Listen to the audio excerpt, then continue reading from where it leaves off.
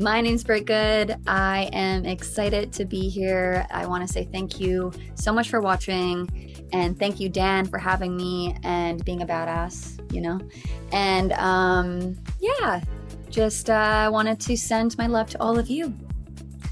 I'll see you next time. Welcome back, everyone, to another incredible episode of Chat with Dan. For today, we have on the show, what can I say? We have on the show the amazing, incredible, the badass, the superstar, the legendary, Britt, how are you today? I'm very good. Yeah, it's been a nice day. There you go. I love it. I love it. And as I said, what better way to have a fantastic, epic day than to be chatting with someone as badass as you? You know what I mean? Hey, I'll take it. I love it. And you better get ready because I'm going to call you badass a few times now. So ready, yeah. Give you a quick heads up. Anyway, if you're new to the channel, don't forget to leave a like, subscribe, follow. Helps a lot. And without further more, let's jump in. Now, for those who don't know who is incredible, amazing, badass, superstar Britt, please tell us who you are. What do you want to know? What's the, the range of that? Okay. Okay, I got it. Tell me where the journey began. When it all started. Okay. Well, I guess I would say the journey probably started when I started dancing. And I was inspired by back in the day when they did the countdown of music videos, like top 20. Mm-hmm. And I saw Janet Jackson on the screen. And I just knew right then and there that I wanted to be a dancer. I was already dancing, but I knew that was my dream. I was like, that's what I want to do. So I was always in the arts, performing, and it became my job. So I've done live shows with big artists. I've done tours. I've done a lot of film and television within dancing. And that's what kind of then sparked me to be interested and intrigued by acting. I would say as a dancer too, I've done musical theater and stage. So I've always been a performer, but just within using my body more so than my voice. So yeah, I don't know if that answers the question the best, but yeah, it does perfectly. So basically, let's thank Janet Jackson for that. I love it. That's pretty cool. But tell me, what were some of the challenges, right? So you were like, you know what? This is going to be my career now. Tell me, what were some of those missteps or walls, let's say, you faced when you were making your first baby steps? When I graduated, I didn't really know where to go. I didn't know what to do. There wasn't as many people or opportunities to ask questions as much as now. Everyone's a little bit more open to giving advice. And so I was in a little bit of a depression mode. I'm not going to lie. I had to just kind of sit in it. And then I had one of my really good friends who I used to dance with, and he hit me up and was like, I'm in Toronto. We have a place available. There's an extra room. Just move. And I was like, I'm going to do it. So I just packed my luggage. A week later, I flew there. And I guess for me, is what I'm trying to say to round this up, is that just going with what you feel, your intuition, when it's pulling you that way, to really listen, because I've done it many times where I don't listen to that. And it tries to keep teaching you a lesson, or to be hello, over here. So for me, it's just really following that. That was something that I've learned. So let's start. Yeah, let's start out with your with the acting here. Tell me how you handle the whole rejection side. You know what I mean? That it happens, right? That you, and especially right when you finish graduating, you're fresh, you are full, you basically feel that the sky is the limit, things like that. But you start to have a lot of rejection. So how you handle that side? Yeah, so I think with being in dance since I was younger, I've curated tough skin. Mm-hmm. It's just a part of me. So I've been even with for instance, running competitions or dance competitions. There used to back in the day, it was it was the first, second, third. There was no fourth, fifth, sixth, seventh, eighth. So I feel that's what's kind of missing now a little bit, to be able to teach the younger generation that. With rejection, when I got older, I feel, of course, there's going to be times that really hurt, but you have to have really tough skin and just know and just know your path and know what you want and what you vision, because your dreams can come true if you just like stay consistent in that mindset. You can come down and have your moment, of course, have the moment. You got to have the moments, right? But Yeah. yeah, for me, it was just, I just kind of gained like alligator skin. Yeah, I get it. Yeah. Yeah. Yeah, I mean it happens, right? That you need to develop that, otherwise it's gonna break you super fast, right? I believe you also just have to let it go too, learning the craft of letting go and just knowing that your path is your path and what's meant to be yours will be yours. Yeah. I mean, obviously, like I said, you have to put in the work and stuff as well, but I do believe that. Yeah. Tell me what has been. Huh? So I was going to say that a lot of people out there don't really see dancers as athletes or actors as athletes, but I truly do believe that we're athletes. Interesting. Yeah. Okay. I mean, we will be hearing it that even A-list actors will still taking acting lessons and acting techniques and things like that in order to get their craft much better. And yeah, it does make sense because I mean the whole industry is evolving and you need to evolve as well. So Yeah. I like that. Mhm. Interesting. Sound like athletes. I like. Yeah. I'll take that. And Yeah. tell me, what has been your toughest moment on your career so far? That's a good question. Toughest moment of my career so far.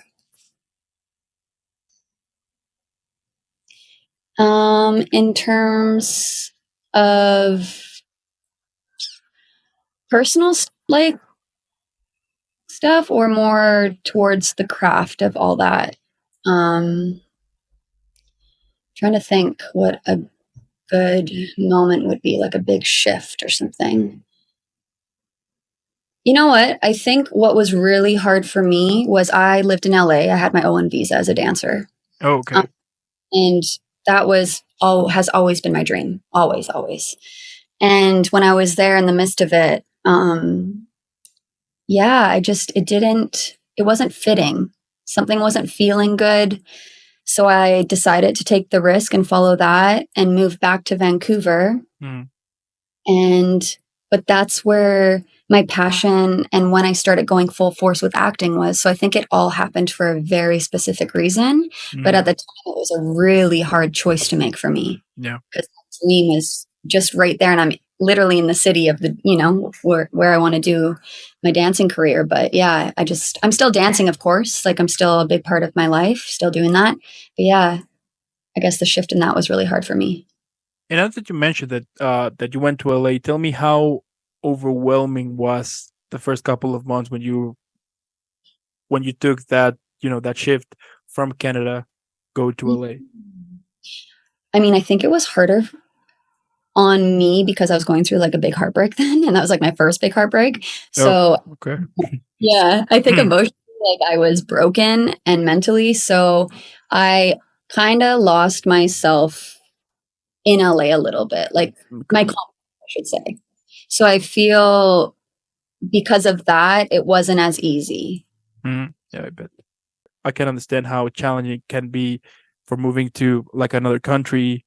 I mean, even though that, yeah, it's the same language, of course, but the culture is different and be on your own. I think that is like the most scary part, right? The most scary at the same time exciting that you Yeah. don't know what is going to happen, And once you realize that you're on your own, shit start happen or something happen and you need to figure out that yourself because there is nobody else to help you out. It's either you or you're stuck in that situation until you figure it out. You know what I mean? Yeah, it was tough too because on an O1 visa, you can only dance. So my jobs had to be dance related. I couldn't do a Yeah. set. So yeah, the financial part of it was pretty Yeah, tough. I bet. I bet. I think, yeah, and especially LA, right? That I think it's one of the most expensive cities in the world. Something like that. I was reading the other day. Yeah, that American dollar exchange rate. Yeah. That's crazy. That's crazy.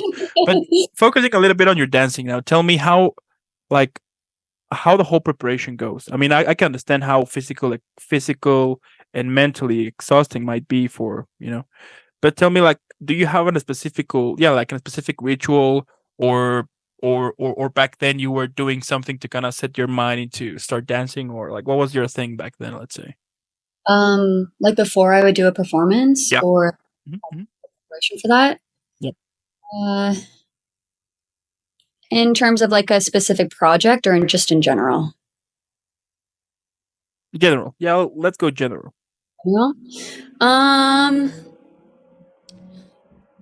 well, I would say, well, always preparation in general is always having to keep my body ready.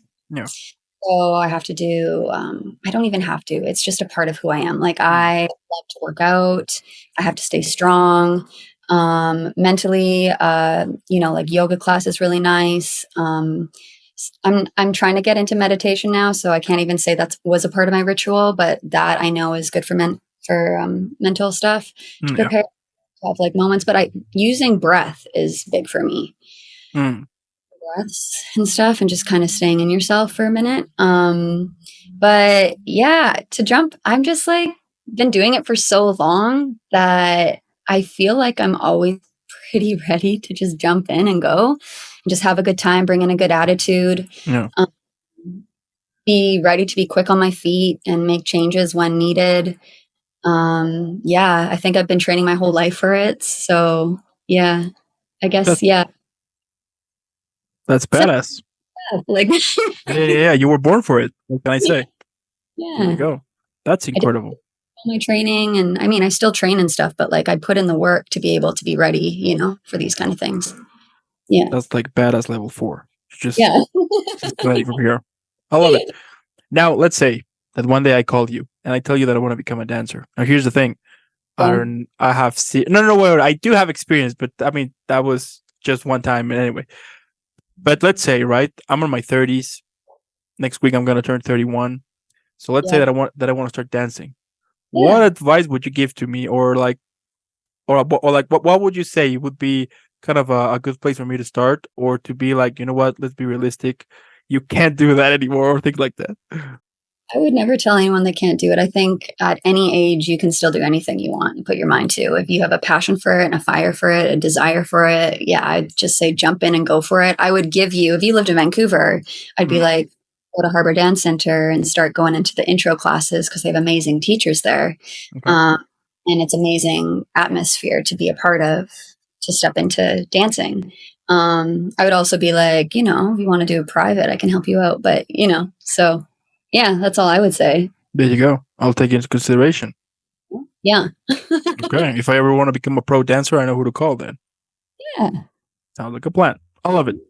Now, going back a little bit now with your acting, tell me how you prepare a character. Now, of course, that I understand depends on the role and all of that. But tell me, what is your initial approach? When you are about to jump into this whole journey of creating a character.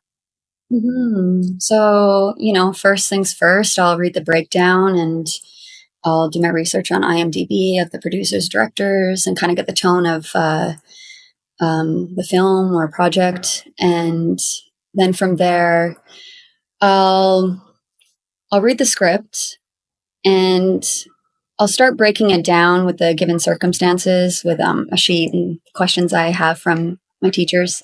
Yeah. Because it works for me. And then from there, I also work with chakras. So Mm. I kind of choose which chakra within the character. Well, I'll use them all and kind of pick which one's imploded and exploded. And then I'll also choose rasas, which is a flavor. So it could be sadness, fear. Interesting. Okay. Yeah, and then I'll pick two that are screaming at me at the paper. But within that, you have to get physical with it and kind of find the gestures to kind of see what connects with you. Mm. The breath. It's it's a really cool method that one of my coaches, Kennedy Brown, he's from LA. He's amazing. He does the method. Yeah, so I'll do that. And then once I kind of break down the script and understand the story, understand my character, embody it, and kind of find myself within it as well, I'll start to then like memorize the lines, because if I know the story really well, and I know what I'm saying, you know what I mean? Then it's going to come easier to me instead of just jumping into the lines and then it's not feeling like it's like sticking. And I'm like, why is it not sticking? I used to do that. Yeah. But yeah, now it's more of a whole experience before I jump in. Tell me, like, has it ever happened to you that during this process of creating a character, somehow you got stuck? And if it Yeah, happened, how you managed to keep moving forward? yeah, definitely. Like a block. Mm-hmm. Yeah, like a wall, like your armor. And I think that kind of stems from not being able to just let go and get to that vulnerable place because maybe you're scared of it a little bit, whatever it is within that character. So I guess it's just allowing yourself, for me, I should say, to just like let go of that wall. Mm. It's hard. Sometimes it's not easy, but when you have a coach though that's being like, "Come on," like, Yeah, of course. yeah, I would say that. Like, I've definitely had those moments, and sometimes I don't break through them because my wall is so strong, you know. Mm. But yeah, it's a work in progress Mm-hmm. sometimes. Mm-hmm. And how you handle the whole expectations. For example, you're gonna play this character, right?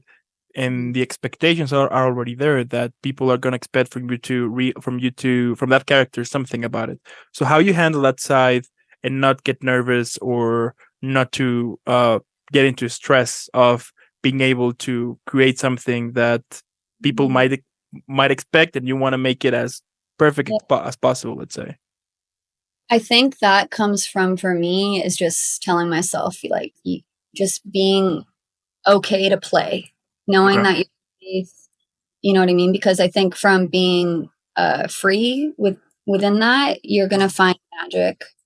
And if you're gonna be embarrassed or the expectations of someone, I think you're just holding yourself back. That's actually Yep. doing a lot for you. You know what I mean? So Mm-hmm. yeah, I think just knowing that it's okay to look stupid, mess up. Sometimes that's even where the best things happen, you know? Mm-hmm. Just let go. I'll keep Yeah. saying No, yeah, yeah. but it's true. But it's true. I mean, I mean, and I think that is for everything Yeah. that you just need to jump in, and see what happens. I do think that sometimes you can never be actual like 100% ready for something. You can't prepare 100% for something because things change. So I do Mhm. think that the most important thing here is to just jump in and move forward. So Hmm. Surrender. yeah, preach. You got it. Now, let's say for your birthday. When is your birthday, by the way? August 28th. Got it. So for August 28th, let's say that I give you a time machine. Uh-oh. But here's the thing. You can only use it once and to travel to meet the 13-year-old version of yourself. So tell me, what would you say to that little you? Oh. Um, you know, I think when like you're that age, Hmm. you're you're free of a lot of things. You know what I mean? Like, um, I would probably tell myself to let go of being perfect, like Mhm. perfection, and yeah, and like don't overthink things.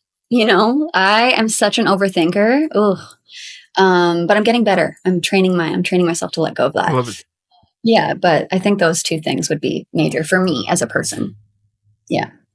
Let's say one day Netflix, HBO Max, Disney Plus. I mean, you name it. Basically, everyone has a streaming platform already. But anyway, let's say that they call you and they tell you that they have this idea, which goes, they're gonna make a film in which all of the characters you have played at the moment, all of them, they're all gonna gather to celebrate your birthday. But here's the Mhm. catch: Mhm. the film needs a name. So how should we call it? Oh, are you testing me? What's No, um? Wow, that's a big question. and you better prepare for the next one because the next one is big too. But anyway, That's a lot of characters. Uh.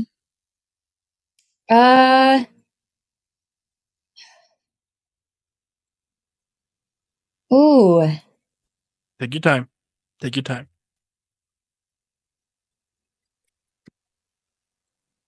push and pull. Mm. Okay. That sounds like an HBO project. Just saying, you know. I like it. Okay. Yeah, it's deep. What about if your life was a sitcom? Hmm. What would be the title of that sitcom? And which actress would you like to play you? Ooh. Hmm.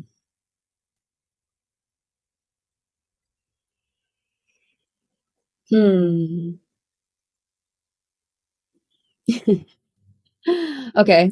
I call it What's My Purpose? And I think I would get Emma Stone to play me.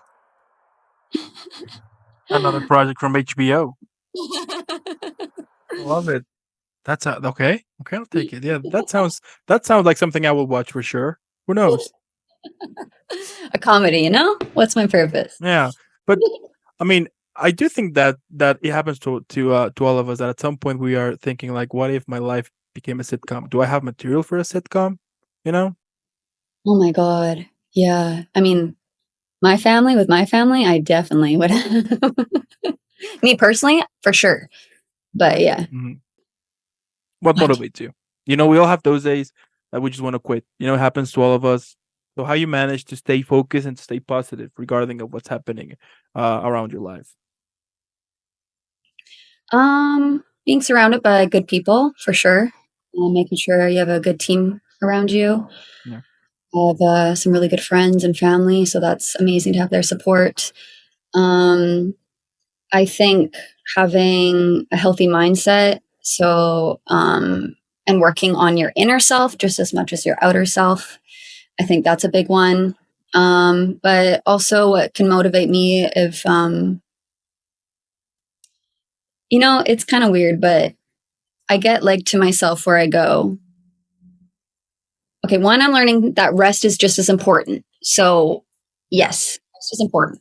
But there's times in my head I go, well, there's other people that are doing the work and you're not doing it. Like if there's a day like that and I'm like, come, like push yourself, you got this. Like every hour, every minute counts, you know?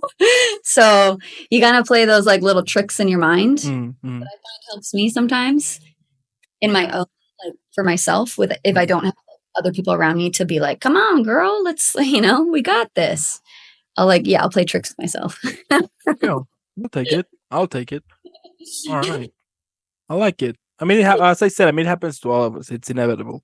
Yeah. You know, what I find interesting, and it happens to me, for example, whenever I feel like that, I just grab my headphones, put basically just music to it, you know, without like choosing on a specific playlist, just Mhm. randomly, you know, let's see what song comes next.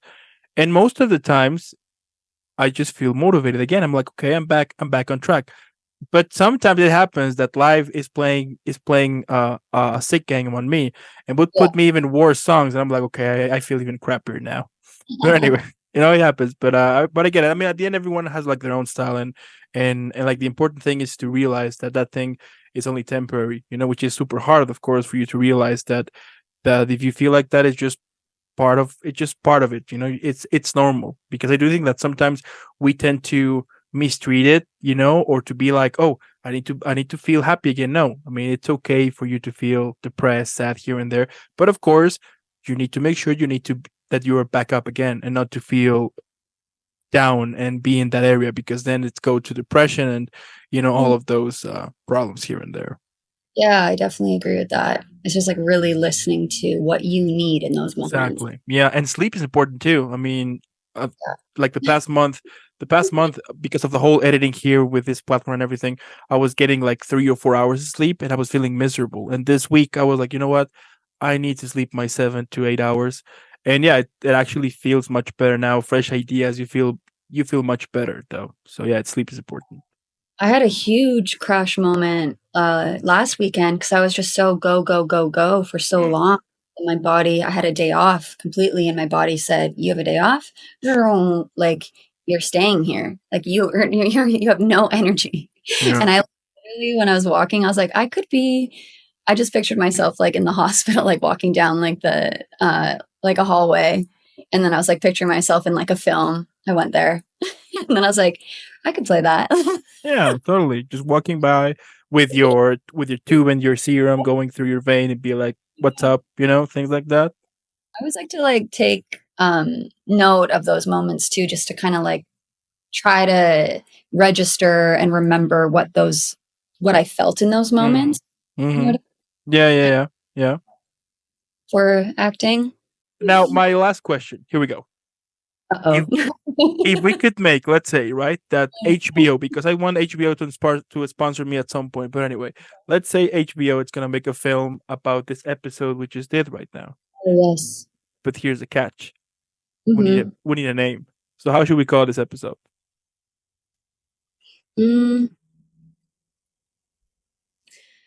Well, I've been saying letting go a lot because I do think that's a big part of, I think, life in general and into the craft. Mm-hmm. I think I don't know if there's a better way of saying that in a sentence, but I would say letting go. Letting The go. craft of letting go. I don't know. The craft of the Letting craft. go? You know what? Yeah, the craft of letting go. Yeah. Because that's gonna be the title for this video. So, Okay. Yeah. craft of letting go. I like it. Yeah. It's a big one. I'll take it. You know what? I will be even drop this mic, but since I got it stuck a couple of days ago, I can't drop it anymore. But you know what? You know my meaning. So Yeah. anyway, I mean, at the end, what can I say? It's incredible what you do. I mean, like your whole vibe to it. It's epic. I mean, you're a total badass. I mean, that's how I will resonate this by saying she's a super total badass here. And the fact that you are doing it because you like it, as simple and cliche as it may sound, do what makes you happy and things like that. We all know that it's a pain in the butt sometimes, and it tends to be a lonely place sometimes as well. But you're making it happen. You have achieved so many, so many incredible stuff here. I'm super sure that our next conversation is gonna be about the multiple thousands things you have achieved, because it's inevitable. I do believe that good things happen to good people, and since we started this conversation until right now, I mean, you're super honest to it. You have an incredible vibe, so it's inevitable that incredible things are gonna happen. So I appreciate that. Yeah. absolutely, Yeah. There you go. And I also want to thank those who watch this. Thank you so much. As I said in the beginning, if you're new to the channel, don't forget to leave a like, subscribe, follow, helps a lot. Now, since this episode is about to be over, on the description below, you're going to find all of Britt's social media. Let's follow her. Let's make her viral. # Team Britt, because she's incredible. And again, thank you so much for making this happen. Keep killing it. But most important, keep being this incredible of a sunshine person you are. And I'll be seeing you in the next one. Yeah. Thank you. All right.